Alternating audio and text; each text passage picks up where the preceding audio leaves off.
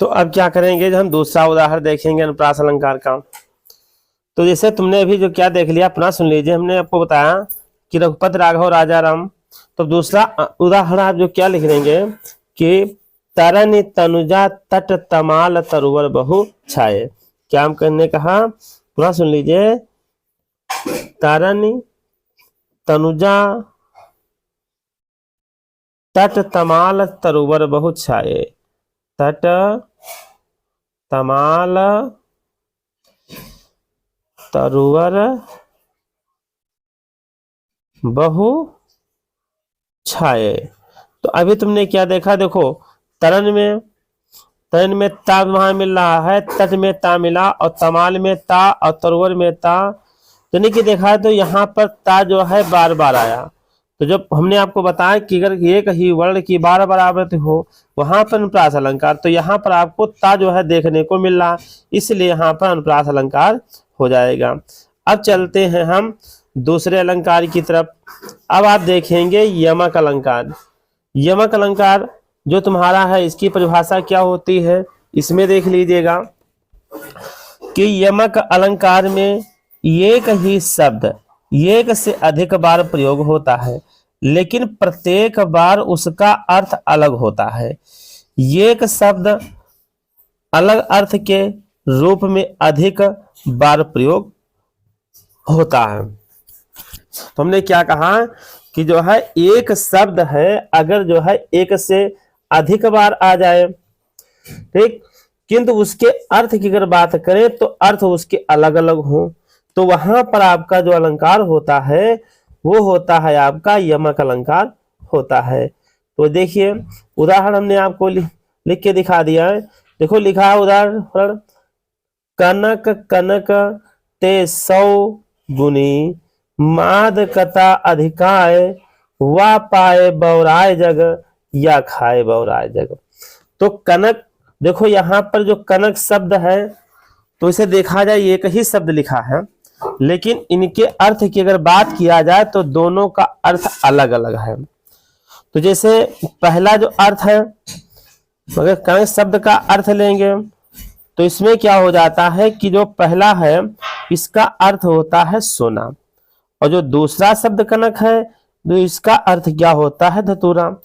तो देखो हमने क्या कहा कि वह लिखा है वह पाए बौराए या खाए बौराए।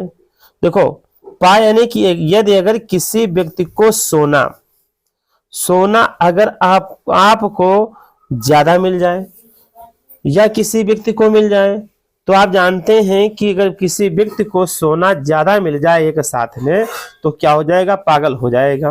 वो विचार ही नहीं कर पाएगा कि इतना सोना मैं क्या करूं, आखिर मैं कहाँ रखूं, तो भयभीत हो जाएगा। तो इस प्रकार से सोचते सोचते वो पागल हो जाएगा। इसी प्रकार से अगर किसी भी व्यक्ति को धतूरा खिला दिया जाए, तो अगर धतूरा उसको खिला दिया जाए तो आप जानते हैं कि धतूरा एक नशीला पदार्थ है। तो यदि अगर किसी व्यक्ति को ज्यादा खिला दिया जाए तो वो जो है पागल हो जाएगा, और ज्यादा खिला देंगे तो उसकी ऐसी भी स्थिति आ सकती है कि व्यक्ति को कोमा में जा सकता है।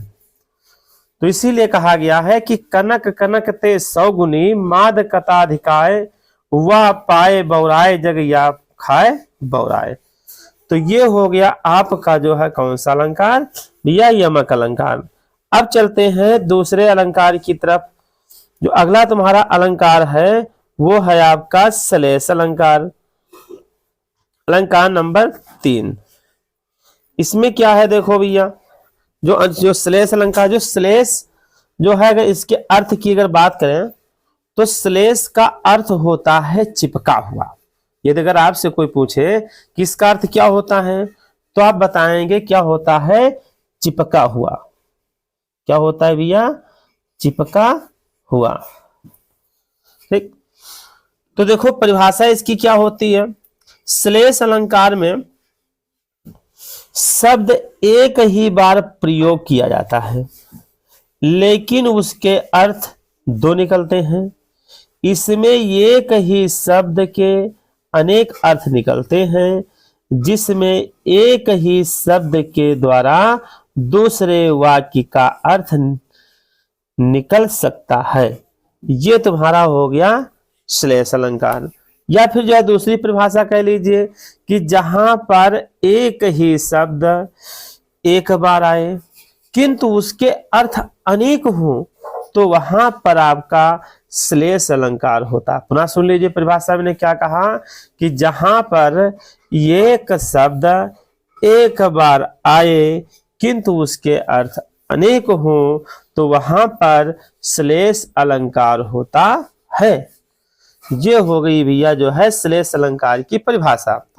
अब इसके बाद में चलते हैं, देखते उदाहरण इसका क्या होता है। उदाहरण हमने लिखा है, देखो, रहीमन पानी राखिए बिन पानी सब सून, पानी गए ना उबरे मोती मानस सून। ना सुन ली क्या कहेंगे, रहीमन पानी राखिए बिन पानी सब सून, और पानी गए ना उबरे मोती मानस चून। तो देखो अब इसके बाद में क्या करेंगे, स्पष्टीकरण करेंगे। स्पष्टीकरण में अगर देखा जाए क्या होगा, तो देखो स्पष्टीकरण में क्या होता है कि यहां पर जो अगर देखा जाए कि पानी के तीन अर्थ हैं। कितने अर्थ हैं, तीन अर्थ। एक तो हो गया आत्मसम्मान, दूसरा होता है जल निकालने के लिए। नहीं, सुन लीजिए क्या मैंने कहा, एक तो पहला हो गया कांति, कांति का अर्थ होता है सुंदरता यानी शोभा। दूसरी बात है वो है आत्मसम्मान की, तीसरी बात कौन सी हो जाएगी, जल। अब देखो कांति की बात है, जैसे कि सुंदरता की बात ले लें तो देखो हमने क्या कहा कि जो है रहीमन पानी राखिए बिन पानी सब सून, पानी गए ना उबरे मोती मानस चून। अब देखो मोती कि जैसे कि कोई व्यक्ति है और अगर वो जो है कोई माला धारण कर रखा है और अगर उस माले की जो मोतियां होती हैं अगर उसकी सुंदरता चली जाए, यानी कि जो मोतियां हैं मोतियों का के ऊपर जो पानी चढ़ा होता है ये उतर जाए तो माला वो सुंदर नहीं लगेगा।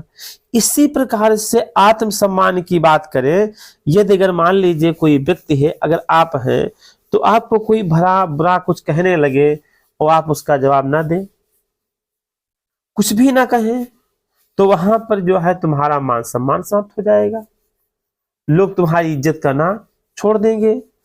इसी प्रकार से जो है लिखा था चून, मोती मानस चून। अगला क्या हो जाता है, जल निकलने, जैसे चूना है तो चूने में एक दिन मान लीजिए जल ना डालें तो चूना क्या हो जाता है, बेकार हो जाता है। ठीक, तो इसी प्रकार से तो ये हो गया भैया जो है आपने क्या देखा कि जो है शब्दालंकार के जो है तीनों भेद हुए। अब चलते हैं, बात करते हैं हम अर्थालंकार की। अब अर्थालंकार में क्या होता है सुन लीजिएगा, यह है अर्थालंकार जहां शब्द के आंतरिक अर्थ से भाषा या वाणी का सौंदर्य बढ़े, अर्थात जहां पर किसी वाक्य का सौंदर्य उसके शब्दों से नहीं बल्कि अर्थ से निकले, वहां पर अर्थालंकार होता है।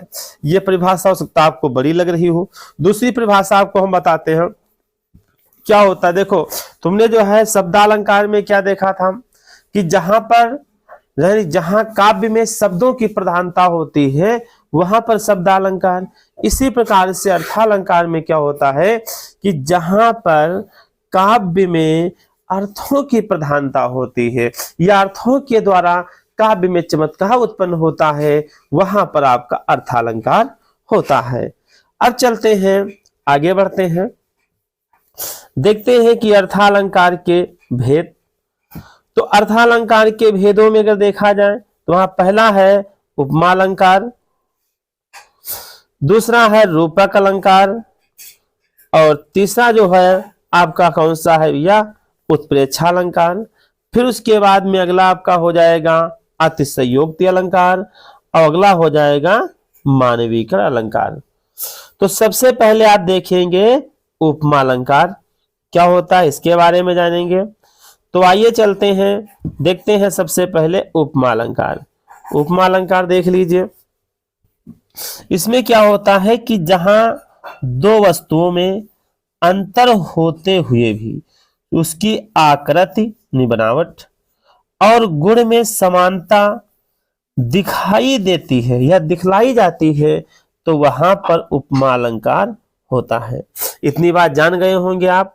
तो हमने क्या कहा, उपमा अलंकार क्या होता है, तो आपसे हमने बताया कि जहां पर जैसे मान लीजिए दो वस्तुएं हैं और दोनों वस्तुओं में मान लीजिए अंतर है, लेकिन फिर भी उसके आकार, उसके गुण और धर्म के आधार पर समानता बतला दी जाए, तो वहां पर होता है उपमा अलंकार होता है। ठीक। और उपमा अलंकार में कौन कौन शब्दों का प्रयोग करते ये देख लीजिए। तो भैया उपमा अलंकार में सा, सम, सरिस, समान आदि वाचक शब्दों का प्रयोग किया जाता है। इसमें एक वस्तु की दूसरी वस्तु से तुलना की जाती है। मैंने क्या कहा, इसमें क्या होता है कि एक वस्तु की दूसरे वस्तु से तुलना की जाती है। अब देखते हैं इसका उदाहरण क्या होता है। उदाहरण जो है देख लीजिएगा, कर कमल सा कोमल।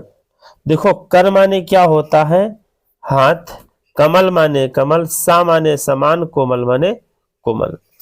ठीक। तो अब यहां पर देखो उदाहरण अगर देख लिया जाए, पुनः सुन लीजिए। तो उदाहरण की अगर हम बात करें तो क्या बताया गया, इसमें क्या होता है भैया कि यहां पर हाथों की तुलना कमल से की गई है।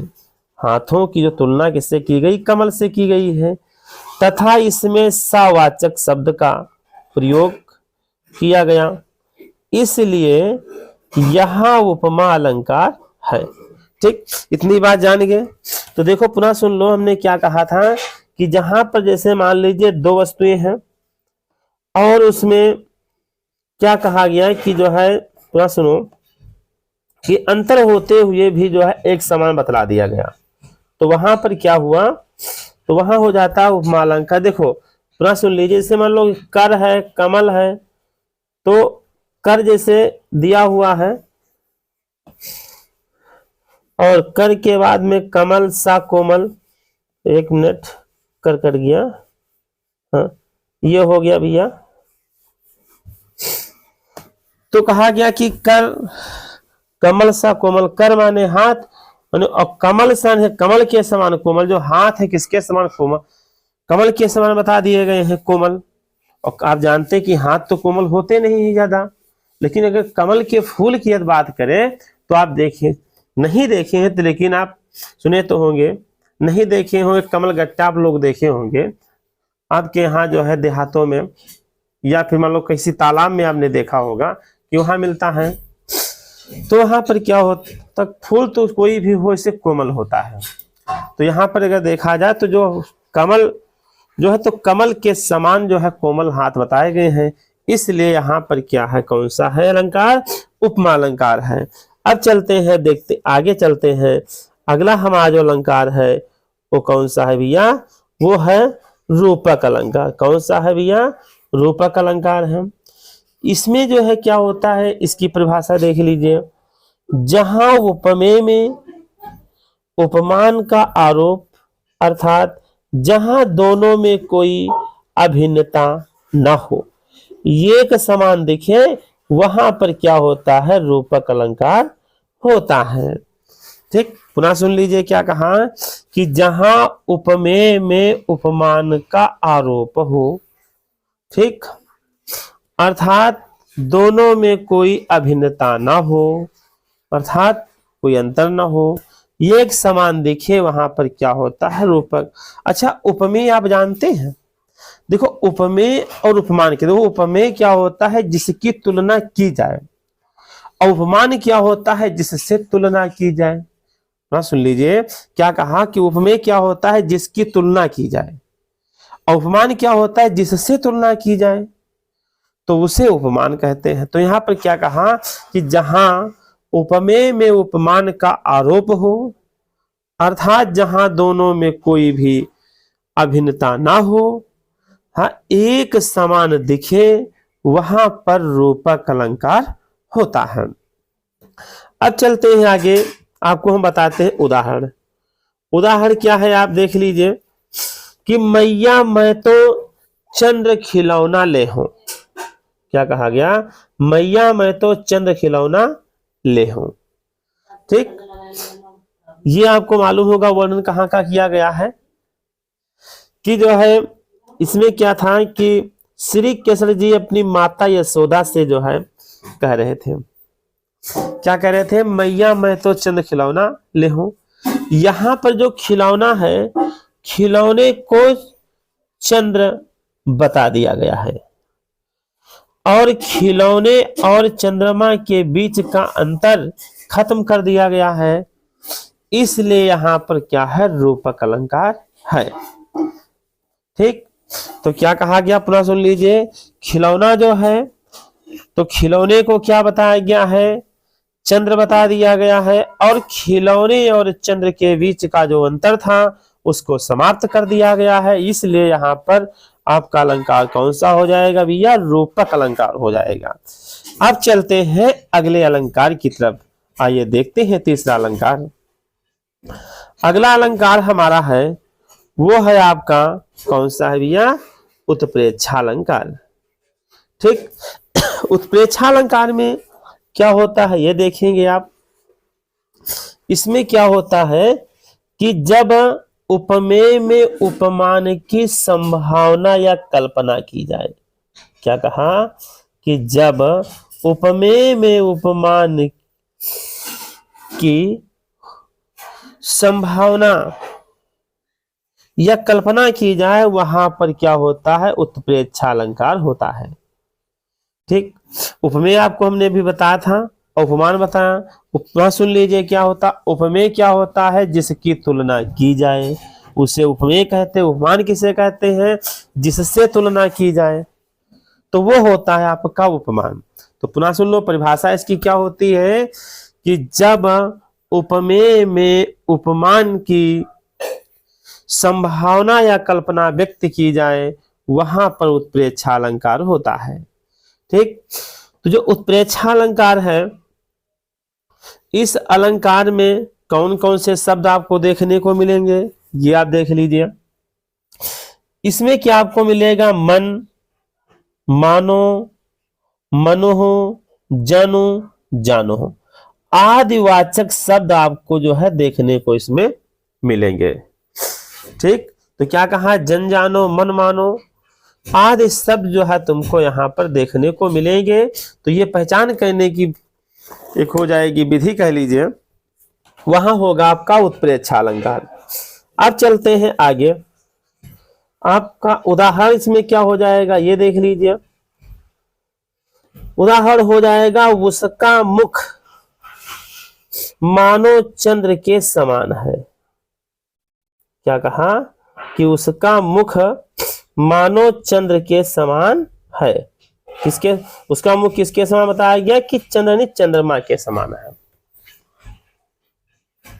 तो यहां पर क्या हो जाएगा आपका उत्प्रेक्षालंकार? देखो, यहां पर मुख चंद्रमा के समान होने की संभावना की गई है तथा यहां पर मानववाचक शब्द का प्रयोग किया गया, इसलिए यह उत्प्रेक्षालंकार है। अब इसके बाद में चलते हैं, देखते अगला अलंकार। जो हमारा चौथा अलंकार है वो हो जाएगा आपका अतिशयोक्ति अलंकार। इसमें क्या होता है कि जब किसी की प्रशंसा करते समय बात को इतना बढ़ा चढ़ाकर कह दिया जाए जो कि संभव न हो तथा किसी बात की अति की जाए, वहां पर होता है अतिशयोक्ति अलंकार होता है। ठीक, अब जैसे मान लो क्या हमने कहा, पुनः सुन लीजिए कि जैसे कोई व्यक्ति है और उस व्यक्ति के विषय में एक प्रकार से बढ़ा चढ़ा करके वर्णन कर दिया जाए जो कि संभव ना हो, तो इस प्रकार से वहां पर आपका क्या हो जाएगा? अतिशयोक्ति अलंकार हो जाएगा।